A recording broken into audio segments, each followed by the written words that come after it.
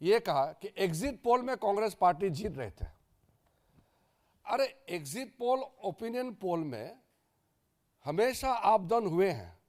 हम लोग 2004 में पक्का जीत गया ऐसा हम मान रहे थे, और एग्जिट पोल, ओपिनियन पोल पूरा बीजेपी एनडीए को क्लियर कट जिता रहे थे। लेकिन जब काउंटिंग हुआ तो हम हार गए।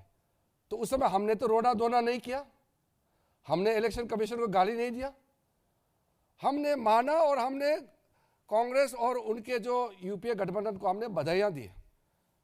हमारा एक्सपेक्टेशन का हिसाब से हमको नतीजा नहीं मिला, फिर भी लोकतंत्र में पराजित हो या जीत हो उसको स्वीकार करना पड़ेगा, ये लोकतंत्र का नियम है।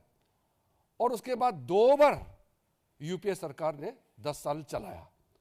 हमने इलेक्शन कमीशन को गाली नहीं दिया, हमने ओपिनियन पोल को गाली नहीं दिया, एग्जिट पोल को हमने कभी गाली नहीं दिया।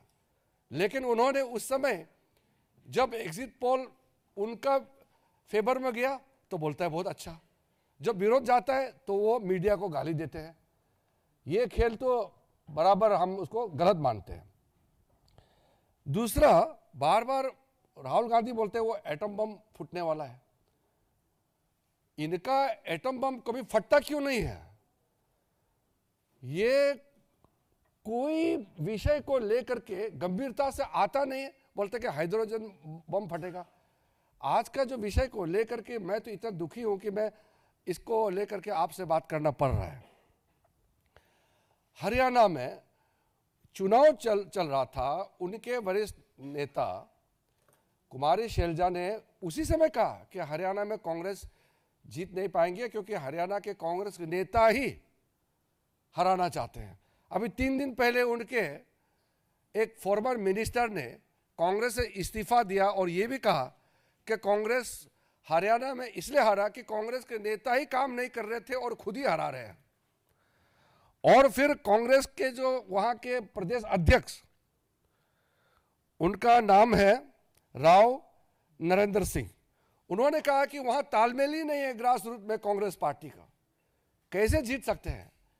जब उनके नेता, कांग्रेस के नेता ही कह रहे हैं कि वो अपने वजह से हारे हैं, और यहां राहुल गांधी कह रहे हैं वोट चोरी हो गया, इलेक्शन कमीशन को गाली दे रहे हैं।